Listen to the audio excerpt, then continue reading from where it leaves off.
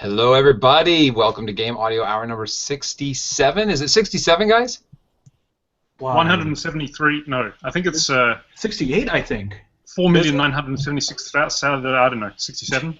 I'm going with 67 because that's what I wrote on the title now that I see it at the bottom of the window. Okay. Hey, welcome to our weekly podcast where we discuss all things game audio, from creative ideas to latest techniques, project experiences to audio secrets. Here's where you'll find your in-depth coverage and opinions related to why Kyle wasn't around last week. I don't remember why I wasn't around last week.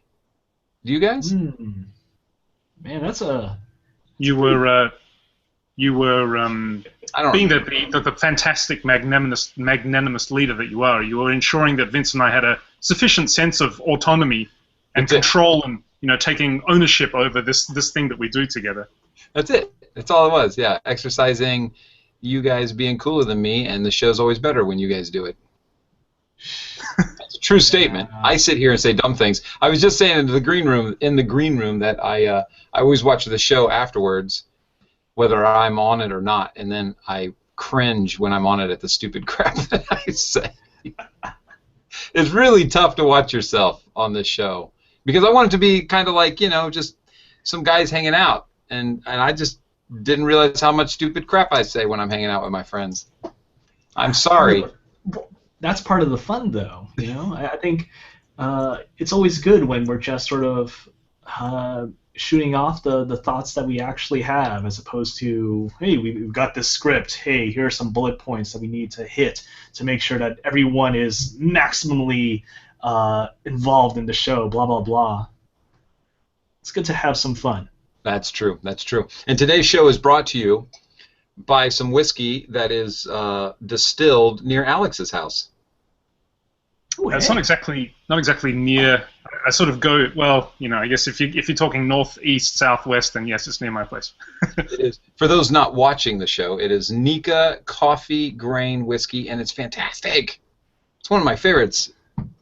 Ooh. It's always kind of surprising for me when things that are quintessentially Western, like whiskey, are done extremely, extremely well in Japan. Because when you're here in Japan, even Japanese people think, no, this is the local stuff. Yeah, that's all very good, but it really, just can't touch the authentic, proper. I don't know. Where does good whiskey come from? Scotland? I don't know. That's what I'm going with. Yeah, Scotland, but Scotland. so it's kind of nice. It's kind of nice to hear. But actually, no, the Japanese stuff is very competitive. It's certainly not as interesting as the show being brought to us by that weird stuff Vince was drinking last week. What was that? Oh, Bruce T, man. Bruce T. Bruce. You got great flavors like 1 Inch Punch and Heat Kundo, and it was actually pretty tasty. That's what it comes down to. How did it taste? It tasted pretty good. Do you like? They should have a commercial where you take a sip and just fall on your ass. You get punched.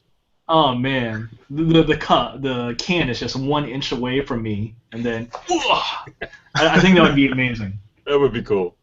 So what's topic number 1, guys? Vince, would you like, or shall I do the honors, or would you like to, Vince? You have the awesome voice. Please go ahead. The awesome voice. I don't know why you guys say my voice is awesome. I don't. It's fancy. Oh, okay. Anyway, today's topic. As you know, we do getting into the hard stuff here on the Game Audio Hour often when we're allowed to. When AKA in the chat room allows us to talk about the plugins and the tools and that kind of real You beat him up. power tool kind of stuff. However, we have a soft side too, and today we're going to be talking about the soft side of things. We're going to be talking about soft skills. We're going to be talking about game audio professionals collaborating in groups, social skills, group dynamics. What were some of the other things? Actually, I'm not really the best person to introduce this because this was actually Vince's idea, and when he suggested it, it sounded really good. So Vince, why don't you take over? Okay, cool. I mean, That was pointless, wasn't it? No problem. Well, I was just thinking about when you go out to conferences. Like I was hanging out at E3 just a few weeks ago. There was GDC earlier this year, And inevitably, regardless of the group, not just music guys, not just sound guys, they're always hanging around each other, right? Sound guys with sound guys, music guys with music guys. And that's cool. It's always fun to hang out like that. But what can make that sort of hanging out really productive? Whether you're working with someone whether you're talking to someone who you've known before or someone who you've just met. Because quite honestly, when it comes to games, you can't exactly make a whole video game out of 10 music composers and 0 programmers, 0 designers, 0 artists. But I think conversation between music composers and sound designers can be quite fruitful. And I had a couple of ideas about that, and I was thinking it would be cool to share some of those ideas amongst each other. You start. That is a great idea. Yeah, so typically when I'm hanging out with sound and music guys, if it's someone who I haven't met before, or I know I'm going to meet someone else, or someone just introduces me, I always feel good about this general idea of having something to give them. Having some sort of idea, some sort of technique. Whether you're a young composer looking for a break, whether you're a sound designer looking for maybe a project that you can attach yourself to, it should never be about, I need to grab something, I need to take something. You should always give something, and when you give something, that provides the hook that you could possibly use for something further from that. So, as an example, when I was a young composer back in the mid-2000s, I was hanging out with Marty O'Donnell. We were at a hockey game because he's a pretty big hockey guy, and I just happened to be there. I didn't really have too much to me. I didn't do anything really special. Obviously, he's super famous as the Bungie sound director, and he made Halo music and all that wonderful stuff. And it's not very useful to go up to a music composer or sound designer saying, "Oh man, you're so awesome! You're so awesome," and that's it, right? Yeah. What else do you have to have there? One of the things is these guys who are so famous, who have really good stuff that they've done, they don't necessarily have every single tool in their shed that they can use. And if you're just starting out, it's possible, though, that you've got something that you can give them. And I decided, well, you know what? I want to try starting a conversation, and I'm going to do that by giving him one of my particular little techniques, my little secrets. And I told him about a physical modeling tool that I was really into that was great for making violin sections. And he ended up saying that he was really interested in this type of stuff because he hadn't heard any really good sampled strings at the time, or at least they were very hard to use. We had a conversation. It was great. Then a year later, we meet each other again, and I say, "Hey, what's up?" And then he doesn't quite remember me, but then I remind him that, "Oh yeah, I told you about that string physical modeling thing." And he says, "Oh yeah, that's great. I started using it last year. La la la." And then we keep on having more conversation after that. But stuff like that happens because someone gives something to someone else.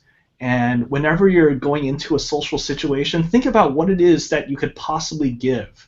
It doesn't matter if you're a veteran or if you're just starting out, but there must be something that you think, yeah, this is a really cool thing. This is worth sharing. This is worth giving to someone else. Yeah, that's a great idea. I think also prefacing that with just a simple discussion about what people are into these days. Discussion between game audio people is often a little bit, it's awkward. It's funny because when we are online, the game audio community has a unusually strong bond. People really kind of connect together and they help each other out. We're kind of like the bass players in the band. I can say this because I am a bass player.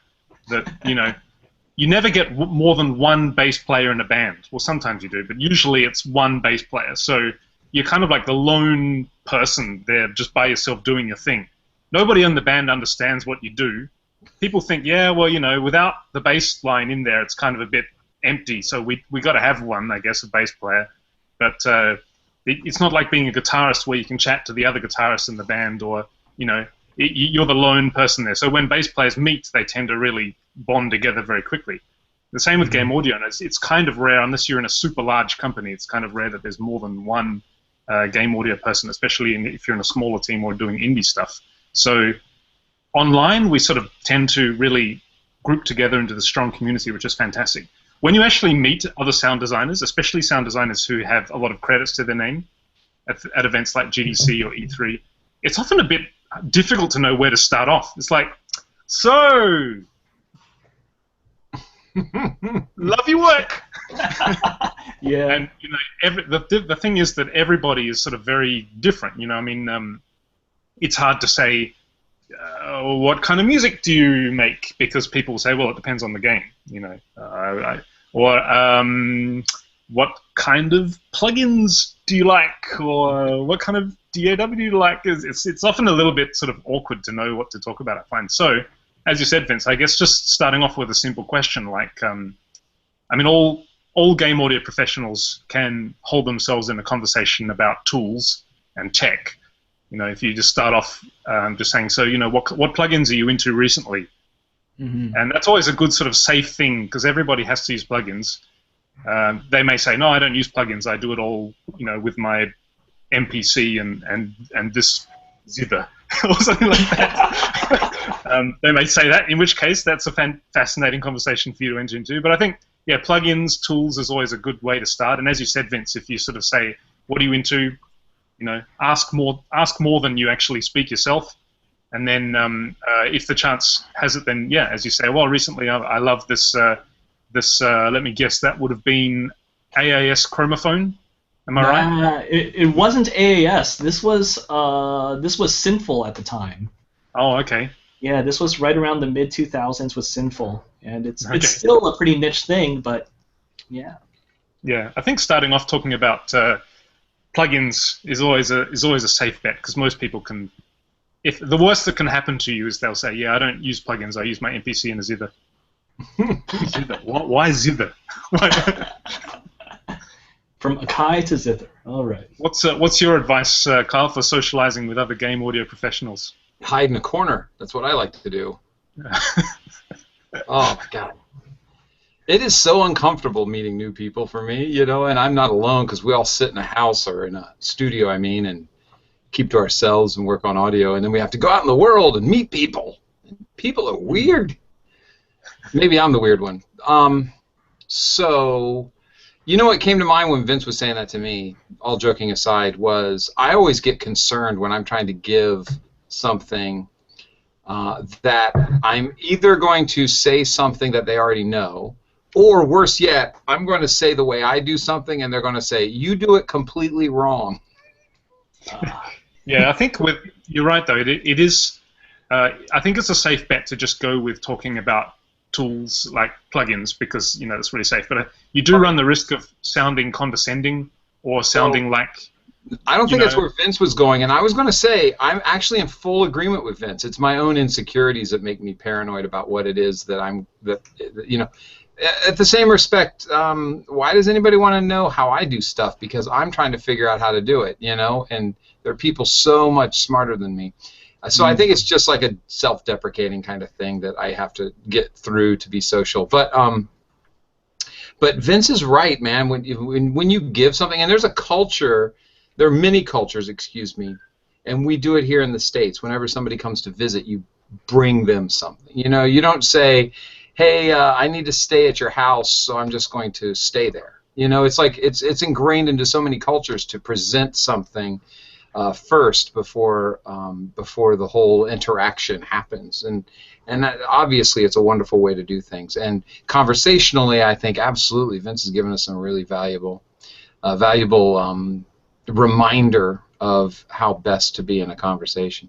Mm-hmm. But then again, I struggle a little bit, because I guess afraid is probably too strong a word, but I feel that these people I'm talking to have been doing this, new or old, and they've got their own ideas. They know how to do stuff. So I need to just muster up the energy, take Vince's advice, and go do it.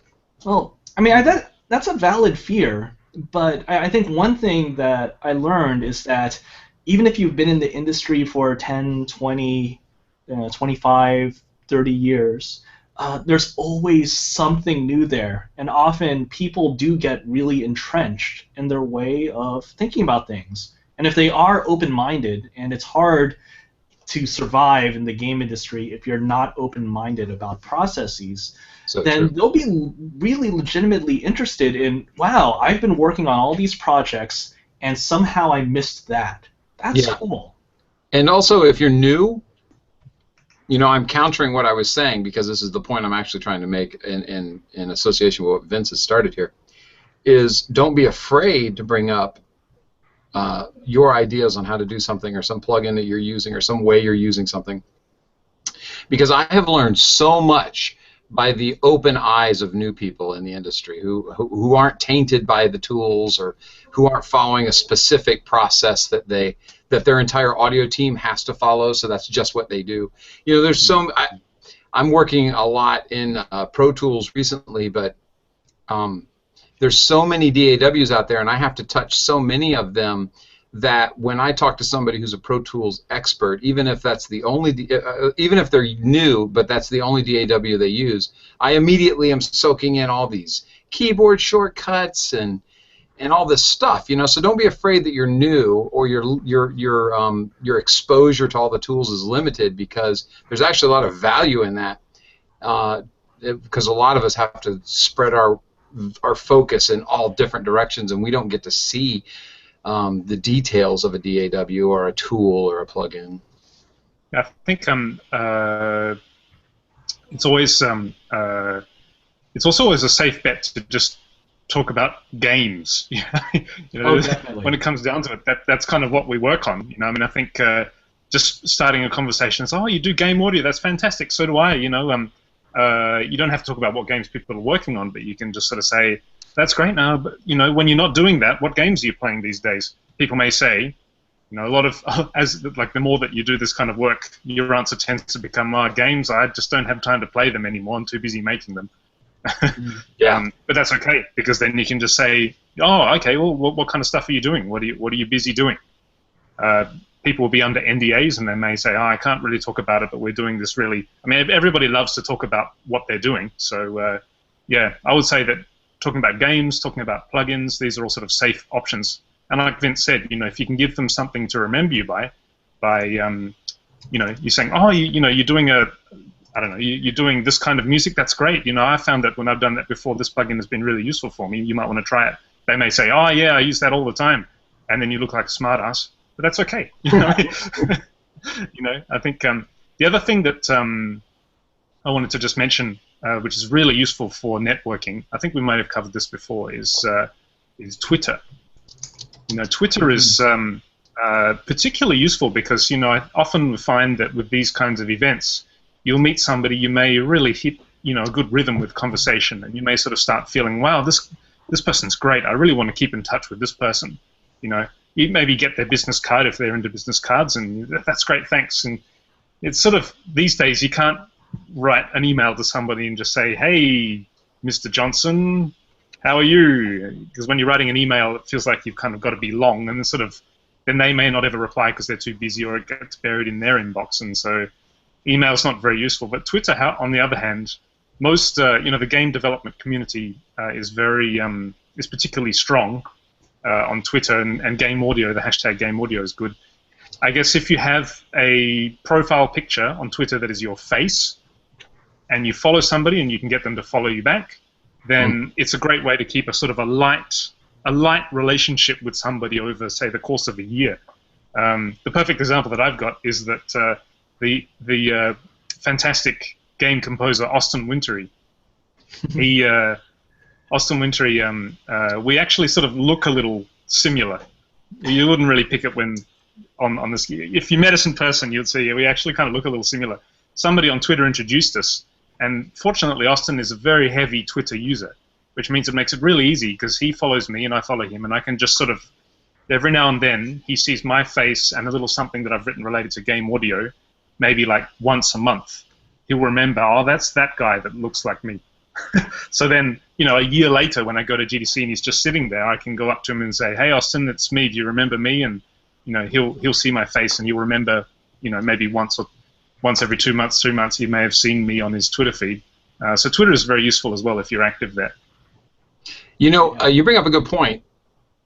Recently, LinkedIn has become on my radar, and I've always had a LinkedIn account, but you're talking about social media, and I've come to the information that LinkedIn wants people to connect so that they can create a network. But I've noticed that most of the people in games who use LinkedIn won't friend you unless they worked with you on a project. And LinkedIn actually wants you to connect and create this network of associations so that people can have, better chances and stuff. And so I've changed my philosophy. Well, to be honest, I've been pretty open about connecting with people on LinkedIn that I haven't worked with, because it's not like I'm writing reports for them or I have to vouch for them. But some people also say that they're exposing these people who they don't know to their social network. Where are you guys on this? Where do you stand? Yeah, I actually still am pretty careful about who I connect to on LinkedIn. For me, if I've worked with them in a professional capacity, or I've potentially could, because I've actually talked to them in person, then I'll connect with them. If they are former students, I will connect with them. Actually, even then, I'll only connect with them after they've graduated. If they send me a LinkedIn request prior to that, I'll be like, oh, I'll wait a bit. But Twitter, I think, is really the place for open connection, because I think what Twitter does is it doesn't ask you to commit to, hey, are you connected with a person? It's simply by virtue of being, by virtue of hashtags like game audio, it sort of instantiates this umbrella over everything. Yeah, of course we're connected, because you can automatically have a conversation with each other without having immediately followed a person. You get direct messages from the people that you've connected with on Twitter, but you don't know? No, I don't do direct messages, but people will mention me in a public tweet. And sometimes I'll actually respond to those. Sometimes it's audio related, sometimes it's that game company related. But yeah, if they mention me in a public tweet, yeah, I'll check them out. I might follow them. I'll respond to the question, and if it's just something like, hey, you're cool, I'll be like, wow, thanks a lot, and I'll follow you back and stuff like that. Twitter is actually a really cool open space for that. So Alex, where do you stand? Yeah, I was just going to say that I went through a phase with Twitter where I was just trying to follow lots and lots of people, anybody that was interesting. And I kind of realized that I was missing an opportunity because, buried in there amongst all of the stuff that people are saying, that I don't know these people and it may not be completely relevant to what I want to see. I'll be missing important personal things. Personalized things that people are saying from the people that I actually want to be reading. It's a little complicated for me because the majority of the game audio industry is on the other side of the planet. So time zones mean that when I'm writing stuff on Twitter, it's in the middle of the night for you guys, right? So it means that I kind of got to be a bit careful about what time I say stuff if I want people to actually see it. Because if I write it right during the day, like midday here, then you guys may not even see it till the next morning, and in that case, your Twitter feeds will be like loaded with stuff, and you just can't be bothered scrolling down that far. So time zone is important, but what I found was most useful with Twitter is to actually cull my Twitter following list fairly viciously and limit it just to people that I've met personally. Mm-hmm. So I cut out everything. I created a list. You can do lists in Twitter, which has been it's been a feature in Twitter that's been kind of gradually pushed down and down and down and let more out of the public eye. But you can actually still do lists. So I keep lists of news, Twitter things, and stuff like that. But having a Twitter feed which is specifically people that you've met in person changes it drastically, because now not only are there less things for you to look through, because an average professional like us, we don't sit there, writing something every hour on Twitter. You may, once a day, once a week maybe. But it means that not only is there less to go through, but every single thing that is in my timeline is something that is from somebody that I know. So it's personalized. It's very interesting. And of course, because I keep Twitter mostly work-related, it means that it's always to do with game audio, it's always relevant, and it's always useful. So that really changed how I use Twitter, is just to limit it to people I know. It does mean that, if I'm lucky enough and privileged enough to have somebody follow me who I haven't met personally, I kind of feel a bit bad because, there is that sort of culture with Twitter, or there used to be, where if somebody follows you, you follow them back. And I sort of feel a little bit guilty sometimes that somebody will do me the gracious motion of following me, but then I don't actually know them, so sorry, I need to keep my timeline as cut down, because I'm the kind of person who likes to read everything on Twitter. I don't like to miss anything. So if I follow you and you write something, I will read it. I'm looking at you, Chase, and I'm looking at you, Matt. Anyway, as for LinkedIn, yeah, LinkedIn is an odd one, isn't it? It's sort of the odd one out. No one is really sort of sure how to use it. I mean, I think originally Facebook started as something that people would just limit to their personal friends. Now, of course, that's really, really blurred out of complete. Now, this is like Facebook is more or less public. Mm-hmm.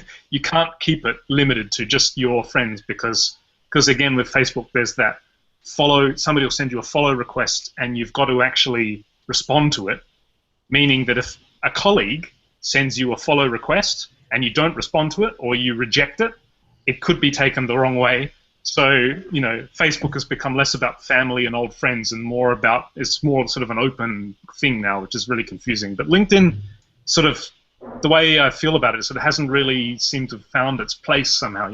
Is it I mean, obviously it's work related, but if you haven't worked with somebody before and they're just interested to connect with you, where do you stand on that? I think everybody has a different approach. I guess personally, there's nothing in my kind of, my professional history that I wouldn't want anybody to in particular to see. Although not all of it is related to game audio, because I've done graphic design, industrial design, and other stuff before. So generally, if people send me a request on LinkedIn, I just tend to accept it. But maybe I'll visit the LinkedIn website once every 6 months. Wow. It's funny that I think Matt just exposed the thing about Twitter that bothers me. He said he has 3 Twitter accounts. We have the game audio, which we all follow, and then I have my personal, and then I have my company. Man, I can't keep up with anything. And the mistake I made with Twitter, I guess we should probably move on after this. I started off as a Moontech Studios account, but then I did a bunch of personal stuff and customizing it, and Twitter and me were like simpatico. It was working. And then I realized that as my company started to grow, I need to make the company a company account and start a personal account. So, I had to start over with followers and everything, and I lost all my lists, and I just never recovered from that blow of creating another Twitter account. Does anybody use Google Plus? What's that? Poor old Google Plus. It's the social network everybody loves to hate. It's like Comic Sans, isn't it? If you don't know much about social networks and you're looking to just sort of instantly connect with people as being, you have some knowledge about how it works, you just sort of, same with typography. I know Helvetica and I know Comic Sans, and Comic Sans sucks. It's like the default. You know what I just thought of is, actually, before we let this go, we should name, and I think we did this in an earlier episode, but we should list the hashtags to follow on Twitter. Game audio is a big one. Game jobs. Yeah. Game audio jobs. Mm-hmm. There's a Game Audio GDC, or is it GDC Game Audio, which is an excellent one to keep track of during the GDC, because a lot of Game Audio meetups, they announce that on the Game Audio. Is it Game Audio GDC or GDC Game Audio? One of those two. I forget. One of those. And GDC the year is always one, like GDC 2015, GDC 2016. Yeah. Don't forget good old sound design as well. Oh, sound design, yeah. Yeah. So hashtag, it's too bad. Can you save searches in the Twitter clients you guys use? You can do that even in the base web version. You know, you can have past searches and you can save them. Oh, okay. If you're using a browser, then you're definitely using TweetDeck is fantastic. It's not the greatest web app in the known universe, but it does allow you to create lists and create hashtag things and actually keep them up constantly as a live updated column. So yeah, for my Twitter thing on TweetDeck, I have my home thing, I have mentions, I have direct messages, then I have like a news list, and then I have like game audio column there that you can just constantly see. And one interesting thing, I'm not sure if you guys knew, but what's today? Tomorrow on this side of the planet, but in 2 days on your side of the planet, Twitter is actually removing the 140 character limit on direct messages. That's right. Mm-hmm. Which is a very interesting move, because often you kind of wonder, it's like, yeah, okay, Twitter, I understand why it's limited to 140 characters, but why can't I write, your direct messages, you end up having to break them up into like 10 different volleys to send at people, which is just a hassle. So that's going away in a few days. Hey, so I'm on Twitter as we're having this conversation, making myself a better Twitterer, and I see that Isabella Pelling posted that the Rooster Teeth podcast, I can't say all these, hold on a minute, ABTVRVB, I don't remember what that is, and us are all live at the same time right now. Wow. What is ABTVRVB? I'm not sure what that is. It's a game audio podcast, I think. Anyway, so I thought that was pretty cool as I'm searching Twitter. So basically, the short answer is that people aren't sure what to do with LinkedIn in the game audio world, and also it is reserved for kind of linking to people that you've actually had some sort of interaction with. And if you want to have the more social kind of, oh, sorry, Alex, I'm stuck on your face. If you want to have the more kind of social, let's just chat and hang out, Twitter seems to be the area to do that. Do you guys Facebook anybody that's not some kind of family or friend from game audio? Don't talk to me about Facebook. Facebook is it's got like less and less appealing for me. But there are groups on Facebook. Groups on, that's where I was going to go. Users. Okay, you got all those users, but there are some very good Facebook groups, and they're really good opportunities to actually share lots of tips and tricks. I think there is a group, in fact, called FMod Tips and Tricks. There's the Wise Wizards group. Yeah. Mm-hmm. Yeah, I was just going to mention the mighty Jack Menhorn. I think he was actually the one who started the Wise Wizards group. Yeah. And there's also Game Audio Denizens is another one. Yep. And if you want to know where the parties are at for E3 or for GDC, there's always a group that starts up about that, where everybody shuffles to get tickets to events and things. So there's usefulness in all three of them. Personally, I think Facebook could shut down other than the groups, and I'd be happy about it. Yeah, me too. I make fun of myself not being very good at Twitter, but the truth is I do everything through Twitter, and then it pushes to Facebook. Unless I have to type something more than 140 characters. And now, I want to squeeze this in, Alex, being a bass player. Were you a big fan of Chris Squire from Yes? Oh, yeah. Sad news. Sad news, indeed. We've actually, this past week or two, actually, we've seen two very, very sad departures from this mortal coil. Two new members to the Great Jam in the Sky. One, of course, just as you mentioned it, there is Chris Squire, the legendary, that Rickenbacker tone, that tone. The the Yes song is it not Roundhouse? What's the name of the the famous Yes song with the I can hear the bass line. Anyway, yeah, Chris Squire is a great player, fantastic tone. And he's one of those players that sort of defined the Rickenbacker tone in rock music. Yeah, yeah. And the only reason I bought a bass guitar, because he was the first time I realized that listening to Yes was like, oh, so bass guitars can actually do something other than just follow the progression and hold the low end. He went all over the place. I had a really fun time with my wife. We like to demystify music together. She sings professionally Renaissance and big choral music, and I know nothing about that world.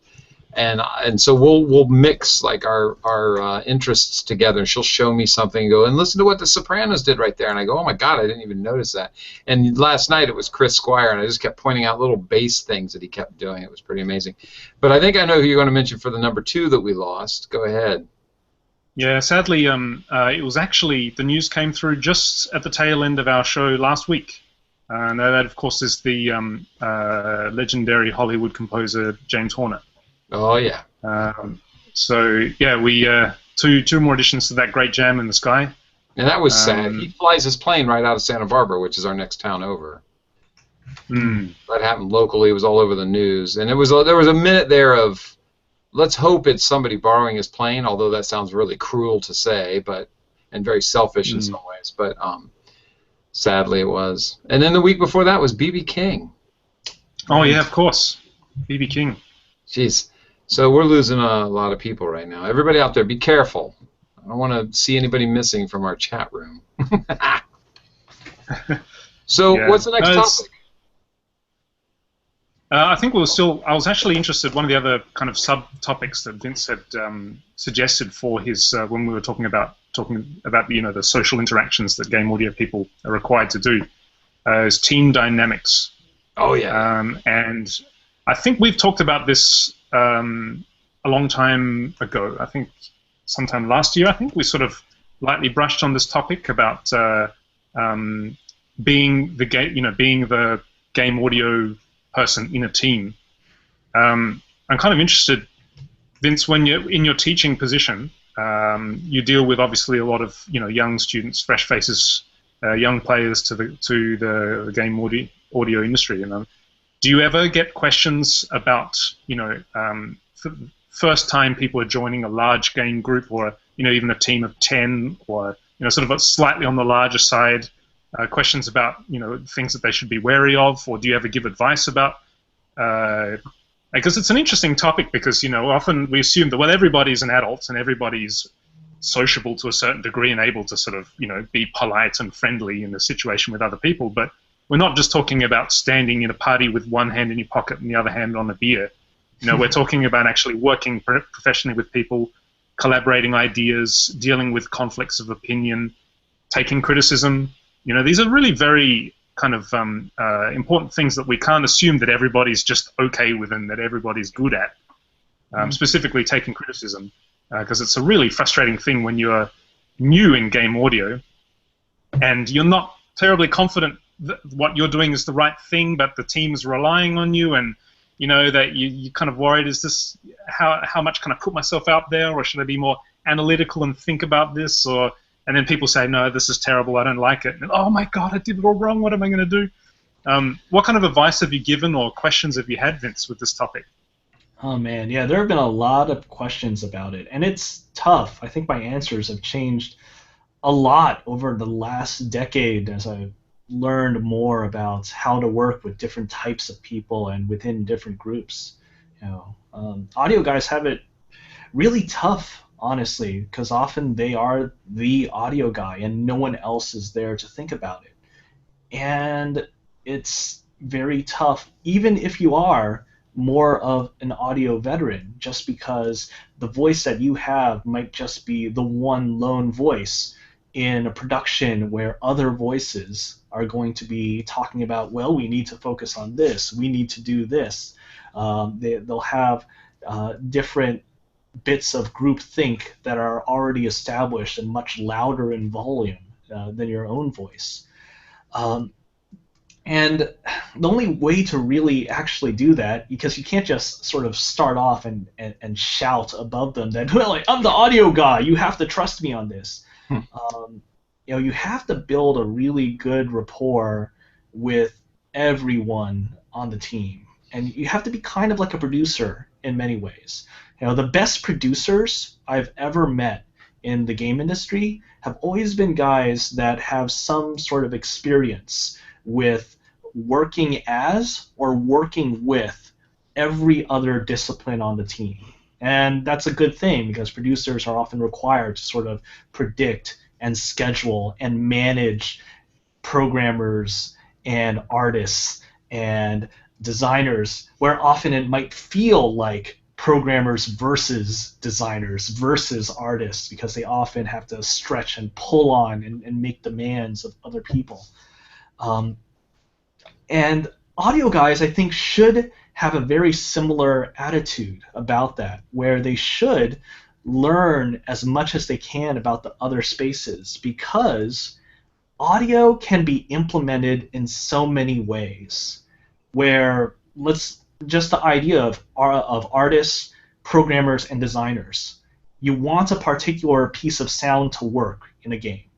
It's possible that making that sound actually get in the game means writing a play sound 2D line and okay, include fmod, sound manager, play sound 2D, couple lines of C++. You talk to a programmer. Or maybe it's higher level and you're talking to a designer who's working in Lua or working in some other in-house tool that is working rather separated from the code. Or you might talk to an artist who's basically asking for sounds to actually be implemented on frames of animation in a 3D or 2D animation. So because of the fact that audio can be implemented in so many ways, it really behooves you to learn at least a little bit about every single way that it could be implemented. You have to build up a rapport with everyone. And you just don't really have that much of a requirement. You can have artist guys that don't, that they're in their art team, and sometimes they go out and they talk to someone else. And you can have programmers where they're like, I'm a programmer, and they just stick within their programming team. But as an audio guy, I think you really do need to build rapport with everyone. I agree. And when you have the opportunity to work with a team of game developers, it's quite easy. You just walk around in the morning and say, "Hey, how are you going? What are you doing? How's things going?" And that people are going to, they'll lean back in their chairs and say, this freaking Unity, I can't get this to work, and the frame rate is that, and they'll tell you what their problems are, and you can say, that sounds really difficult. I don't really understand that. Could you explain that? How does that work? And they'll actually, often the process of explaining to you in simplistic terms helps them clear a pathway in their head. But another thing that I think is very, very difficult, which I certainly found when I started working the Vitae Backroom, which was my first opportunity to work in a larger team, right with the artists and programmers right there. Subjective opinions about music is a very difficult thing, because everybody has an opinion about music. Everybody will like some things and not like other things. You may be lucky enough to hit somebody's, to scratch somebody's itch when they just want that death metal bit right here, and you're like, I think death metal will be really good here, and you produce a bit from, that's it. You may be lucky enough to have those kinds of situations, but often it's not the case. And often, you may look at a scene in a piece of music, I think this kind of feel will be good. It's hard to convey that to people who are not musicians. Other musicians would say, I see what I can visualize in my ear, oralize what it is that you're getting at, but other musicians can't really do that. So you often have to sort of make sketches and sort of little loops and prototype tunes just to play people. Then it gets very, very difficult, because if it's your first time, you'll be a bit nervous about your ability to produce something that sounds convincing. And there's often that question as you're doing something.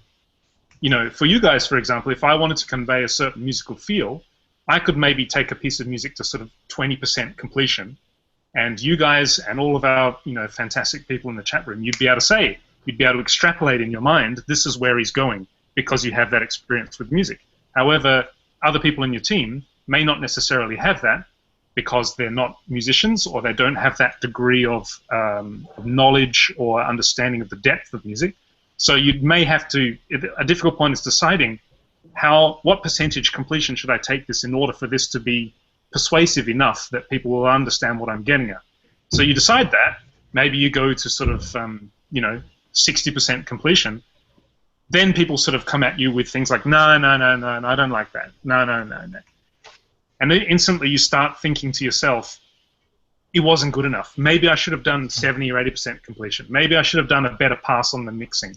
Maybe I should have made it louder. You know, maybe I should have slapped on my limiter there to kind of impress people with a bit of volume. You start to question also your musical ability as well. You know, maybe my chord sequence is too boring, or the melody wasn't catchy enough, or the drums weren't, you know, people weren't feeling the drums. What I found really useful in those situations is to kind of convince yourself that your sketch of music that you've done is excellent quality, regardless of how bad it is. Just convince yourself that this is excellent quality. Because what that helps you with is that when people come back at you and say, no, I don't like that, there's no longer a question of, was my production, was my music not good enough?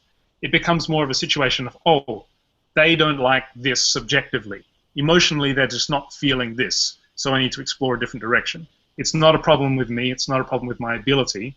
Yeah. It's just, you know, subjectively, emotionally, it just didn't grab them.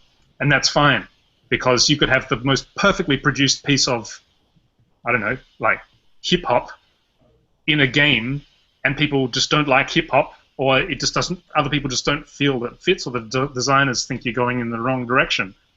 Regardless if that piece of hip-hop is kind of completed to 40% completion or 100% completion, if it doesn't fit, and if the designers don't like it, or if you're just not heading in the right direction yet, then the quality of your prototype isn't going to make a difference. So I do find that to prevent yourself from questioning your ability, which of course leads you down that terrible spiral of starting to feel not confident in what you're doing, or maybe I'm not good enough for this, or, you know, do I really deserve to be here?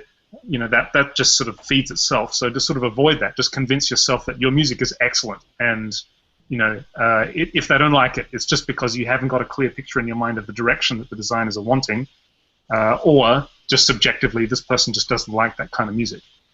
Yeah, I agree completely. You need to have confidence in your ability. They've hired you because they have confidence in your ability. So, you know, don't let that go. And we all hear the voices in our head that tell us that we didn't write something good enough.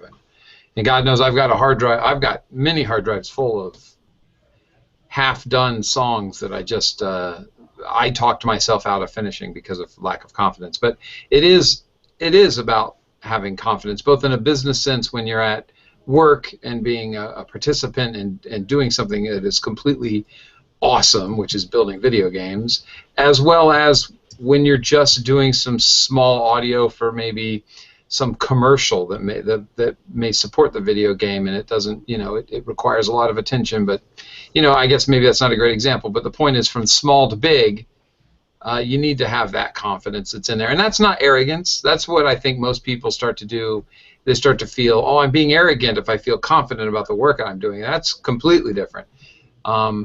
You know, my dad used to say, if I could buy a guy for what he's worth and sell him for what he says he's worth, I'll retire a millionaire. And that's true. You can tell when somebody is absolutely selling themselves above their ability. And don't do that. You can recognize it, so don't do it. But be confident in what it is that you do, and make sure that you present yourself in a confident way when you go to meetings and stuff. And I say it like that because I'm coming back to what Raphael had posted in the chat room. He said, I got to scroll up a little bit, but basically he said, how do you cope with having a vision for the direction of the music and sound of a game while the devs imagine something totally different? I think personally, and I certainly want to hear what you guys have to say, is you got to find out who the decision maker is, right? If you're not the decision maker on what the audio should sound like for the game, then you know, confidently do your best work for what they envision for the game to have.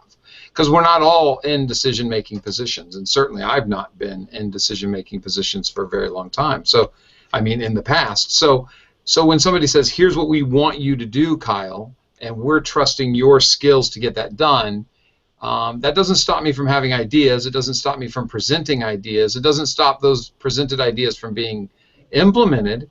But I don't go in with a kind of block kind of saying that I have the best idea for what the audio should be in this game and you should listen to me.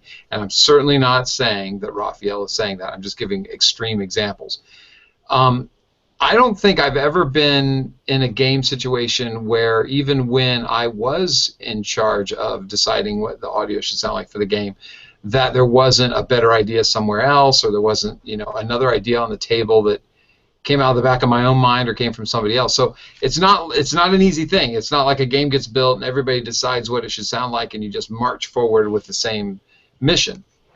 So you're not going to get away from that. There's always going to be a better idea or a different idea, and that's going to come from other people on the team. It's going to come from you. But the game has to be made. Games very rarely move as far as their timeline of development is concerned. Very rarely does the end date get pushed out. So given that, you have to kind of, it's kind of weird. I'm going to say something kind of weird here. This is Kyle talking. There's a point at which I have to give up my opus. I know I'm creating the best thing that I think is for the game. And maybe that's changed, or maybe my idea of what's great for the game isn't going to be accepted. Now I'm building somebody else's vision musically of what's going to happen for the game.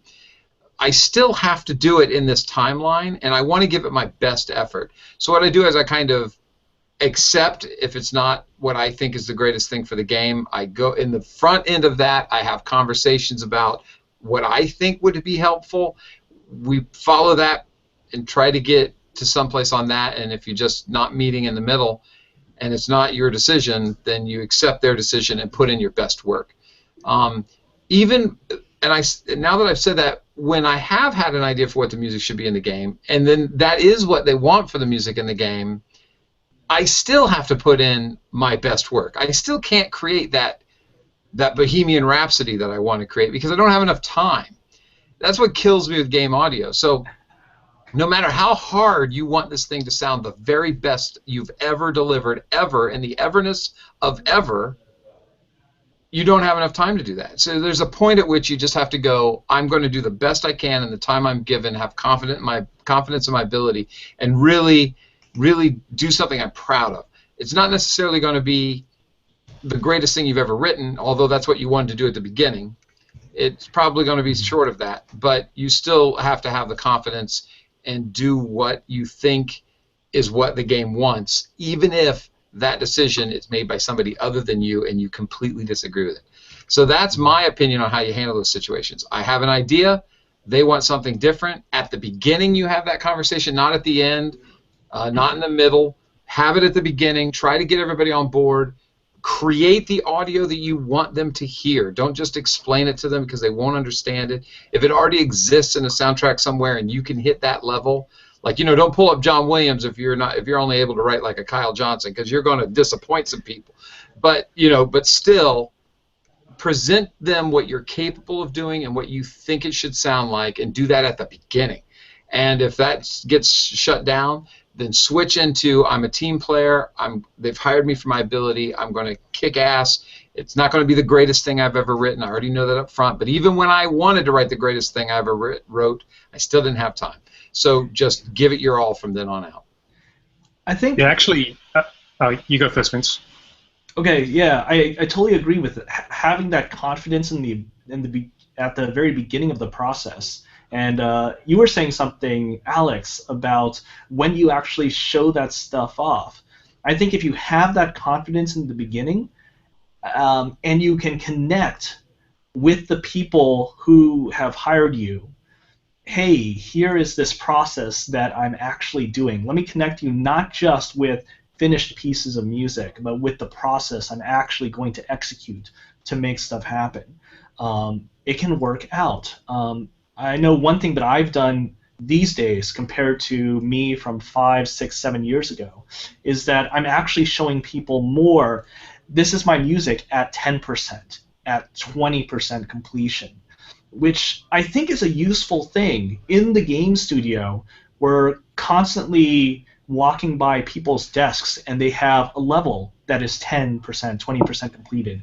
An animation or a model that's 10 or 20% completed, or an experiment with a graphical effect that a programmer is making that's 10, 20% completed.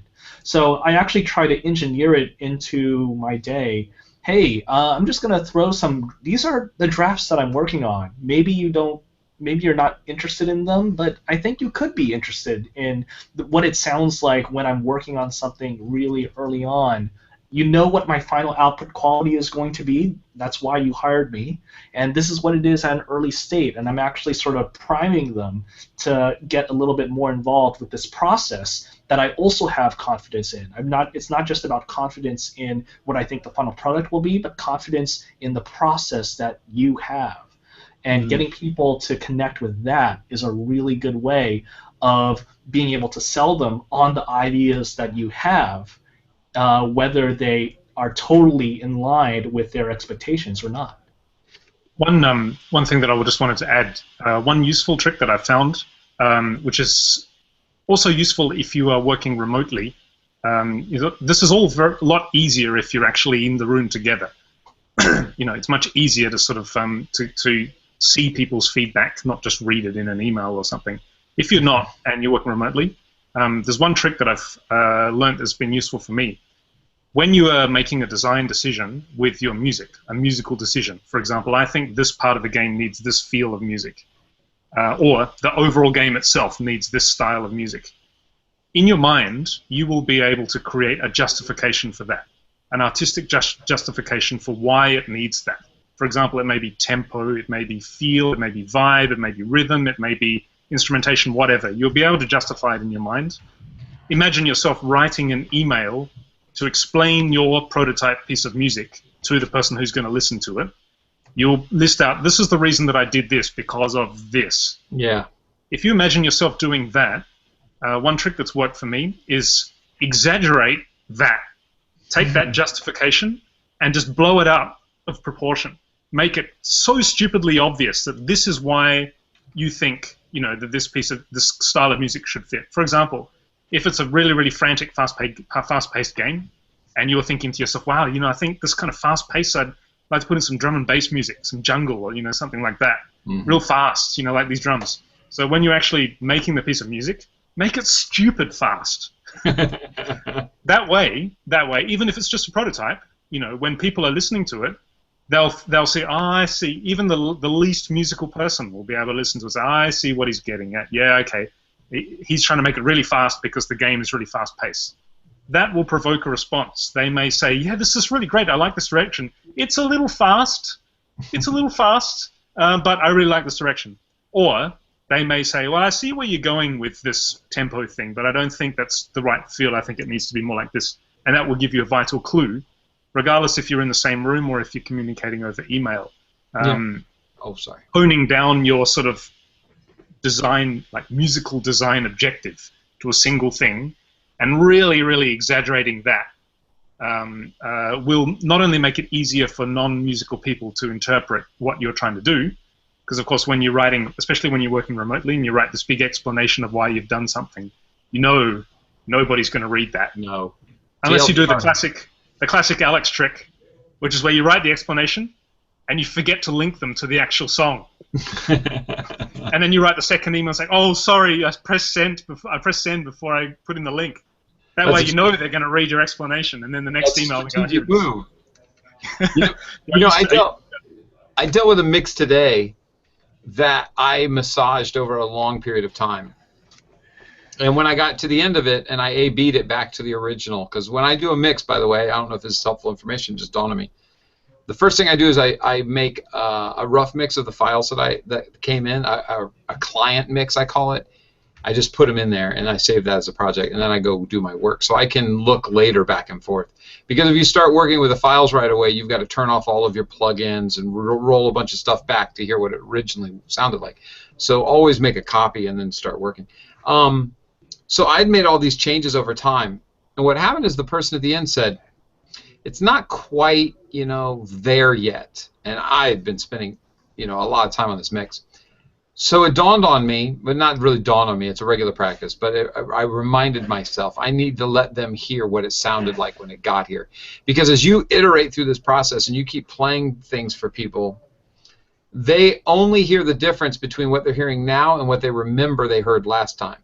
They're not hearing what I'm hearing now and what I delivered to you, 8 hours ago.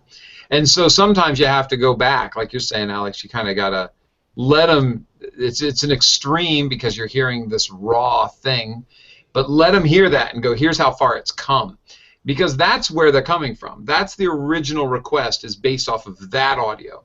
Their request to you is not based off of the audio you just saved 5 minutes ago and now have made a couple changes to. So you have to remember to let them hear that A and B if it's taking a while. Now, typically it wouldn't work that way. You know, there's it's kind of weird, right? Because in a professional environment, there's numbers you want to hit. Like if you're doing some broadcast for TV and there's a LUFS you got to hit, there's a certain amount of power they want it to have, and you can almost like play a mix for a person. And if they're more if they're more experienced, they'll look at numbers, they'll listen, and they'll go, okay, that fits. You know, the persons who you're delivering this to, who have been doing this for a long time, will say that's what we're looking for. It's mostly the people who are kind of new to it, or they don't really know what to ask for, that you end up in that position where you're doing a bunch of iterations, and it never ever seems to be what they're looking for. And what I do in those cases is I flip back to the original source, and I go, here's where we're coming from, and here's where we are now. And what's good about that is that they still say it's not right, but now they can specifically point at what it is they want to see change. They can say the bass is not quite strong enough, where before they were kind of like, it just doesn't feel quite right. I don't know exactly what it is. So, you know, don't forget to do that. Like Alex is saying, don't forget to do some extreme. In my example, my extreme is going back to the beginning, pre-mix. Alex's extreme is like, you know, pumping something up so that they notice a stark difference between what it is he's planning on delivering, and I'm wording that badly, but you know what I'm saying. Mm-hmm. So yeah, don't be afraid to do that. Yeah. I guess that's all I got. Hey, do we have time to address one last thing that was mentioned in the chat room? Oh my God, it's 7. So, it is 7, but I think we might have a little more time. Let's do it. So Music says, 2 weeks ago, I met some guys from an indie game company around here. They said they don't want to hire a composer because they can get the music they want royalty-free. Also, they said they do not like to rely on composers because they'd feel forced to use music that they don't actually like. So I was wondering, do we have any quick responses to that? Yeah, I think my response would be, okay, good luck, guys. See you later. So if they want to use an indie library, then you are already out of a job as a composer, so you don't even have to worry about those guys. Yeah. I think that's pretty sad. They said they do not like to rely on composers because they'd feel forced to use music that they don't actually like. I would say to that, yeah. Well, you guys haven't worked with me yet. I would say that, you know, you don't know, you know, when AH Music is on the scene, you know, it's about custom music, which means that obviously working at it until they get something that they like. Right. You know, that's would be my response. You know what? Don't give up. Okay, they're expressing, just like Alex said, that they're disappointed in what they've seen yet, not what they're seeing from you and in the future. I always caution a game company against using license-free music, because there's a couple things. That music may not actually be a free license. You got to look really deep at that fine print and figure out what you have to do to make sure that that music has met the requirements of the license. And number two, there's a reason that some music is free, and that's usually because it's not very good. So give them examples of license-free music that's not very good, and give them examples of your music that is fantastic. In the end, I found typically that those people, those game companies, are trying to get a really cheap purchase out of me. They're trying to license my music at dirt cheap, and they're trying to say that I could get it for free, so why should I pay you? That's basically what it's coming down to. And again, it comes back to that confidence. Have confidence in your ability, present your best stuff, and just say that free licensed music is not going to sound like this, and hit play on your best thing that you have to present. And you got to do that in a very polite way, because you probably are in a meeting with them, and at least you got a meeting. And the fact that you're in a meeting with them means they are actually interested, rather than they're just going to slough off and go with license-free music. So those are my thoughts on that. Mm-hmm. Unless you're super, super desperate for work, or they're very, very, very famous and you would absolutely love to work with them, I would just say just leave them, because that just demonstrates their priorities. That is where, in the grand scheme of things, that is where they place game audio. So, Yeah. You know, good luck with your game, guys. You know, I look forward to playing it. I look forward to hearing it, seeing what music you chose. You know, it's sad that we couldn't work together, and it's sad that I couldn't show you that, you know, working with a game composer doesn't necessarily mean being forced into, using stuff that you don't like. In fact, it's the opposite. It means having the opportunity to collaborate with somebody to get you something exactly what you want and exactly what you like. But, you know, that's where your priorities are, so it's cool. You know, good luck. See you again. Yeah. What about you, Vince? Yeah, I mean, you know, if they do happen to be on the fence, you know, maybe we could go license music. Maybe we can go with you for some custom music. You know, there's all sorts of things that you can do if you have custom music. Besides it feeling better with the game potentially, you could have a contract that allows a developer to have the ability to sell a soundtrack, to have the ability to use it for further promotion.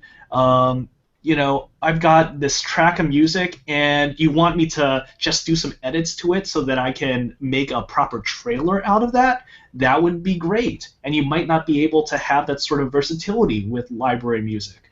There's lots of things that you just can do as a music composer that often developers might not anticipate because they're too fixated on, we got to make this game right. It's got to feel right. And ironically, they're doing this thing relying on pre-composed library music that is not tailored to this thing that they're focused so hard on. Yeah, that is an issue, isn't it? Oh, my machine is locked up, so we're going to be locked up on Vince for a minute until I get the camera off. Oh, so that is an issue, isn't it? That licensed music or library music doesn't always fit the situation. Mm-hmm. Typically, when I go to a library and I listen to something, it's not exactly what I'm looking for, and that's sad. That's kind of sad because I'm like, oh, I've got friends who are doing library music, you know, and they're doing amazing stuff, but there's something weird about. I guess it's not really mysterious. You're making a game. The game is filled with emotion. The game is filled with excitement. The game is very customized to that scene. You can't just go grab something off the shelf and go, that matches, because every time, every essence, every moment in a game, every little thing is almost customized, you know, every place you're standing and all of the stuff that goes into games, from water falling to monsters attacking. Every time you stand in a place in a game by frame, it is almost custom, and it deserves something to be really, really, it deserves to have some music applied to it that is very much in the moment with the game, or it'll remove you from it. Same thing like when I'm watching TV news and I see the reporter reading that darn newsreel or whatever they read. What's that thing called? I can't remember. Teleprompter. Teleprompter, yeah. I immediately stop listening to the story because all I can see is their eyes going back and forth, you know. So the music has to keep me in the game, and if you get some library music and it doesn't match, it pulls you out. I think you'll find in that kind of situation, if you say to them, okay, guys, well, if that's the case, then I guess you'll be happy using, you know, asset store-bought graphics for your scripts and chunks of code written by other people to create your game. So, you know, not that I recommend saying that because that's very provocational, but they probably would say, no, man, you know, no, we got an artist. We're going to get him to do, you know, proper art for our game. At which point, you know, okay, that's cool. Good luck. Because, you know, if you think that proper art for a game means having to get somebody, you know, an artist to do artwork for your game, or a coder to actually write the code instead of just mashing together bunches of scripts and stuff, and you think that audio can just be relegated to just grabbing free stuff off the internet, that's where your priorities are. So good luck. You know, sometimes developers just don't know. You know, when I was starting out, what I would often do is I had my portable setup, and I would offer, hey, you mind if I work in your studio? You know, I'm going to just do some stuff. I know that you guys want some certain things from me, and I would let them know this is the process that I'm going through. And, you know, it educates them. They're more connected with you. You know, sometimes it's just a matter of a little education, because people don't realize that offering $20 for a track of custom music is just incredibly low. You know, they don't realize how many hours go into that. They don't realize how much skill and how much technology is going into making that thing actually happen. You know, it's not just like an instant MP3 just gets pooped out of your machine after you hit a few buttons. Indeed. It's been a fantastic show. What a hot topic. Well, we're breaking up. What'd you say, Alex? I said it's been a fantastic show. What a hot topic. Yes. So I guess we should call it an end there, although I could keep going. So anyway, thanks, everybody. Follow us on the twits. Like us on the faces. Say nice things about us on the tubes. Do we have a LinkedIn account, Kyle? Or a Google Plus? We will never have a Google Plus account. I will burn the house to the... This episode is not sponsored by Google. Kyle, everybody has a Google Plus account, Kyle. That's the evil thing about it. That's because Google Plus created it before you knew it existed. That's right. It's the Darwin. They call it. They should call it not Darwin. Oh man, there goes my. What was that? Animal Farm. Who wrote that book? Orwell. Yeah, they should call it Orwell Plus. Or Kafka Plus. Close. I mean, Google bought Orkut, right? Yeah, it was Orkut, right? Yeah. Oh my God, was it? That's scary. Okay. Yeah. Anyway, follow us on this. Like us on that. You know it. Which ones they are. I don't, and I need to get better at it. Thanks, everybody. Hey, by the way, we've been getting a lot of followers on YouTube. It's so awesome. Thank you very much. Every single time we get a follower on Twitter or YouTube, I put it into a folder. So it's just so monumental to think that that people are following our show. I hope that we're delivering to you the content that is helpful. Let us know. Don't be afraid to write and say, hey, no more DAW talk. We're totally listen to that. So let's talk Reaper, shall we? Okay, I'm hanging up before I get in trouble. Okay, guys. Good seeing you. Bye. See you. Bye.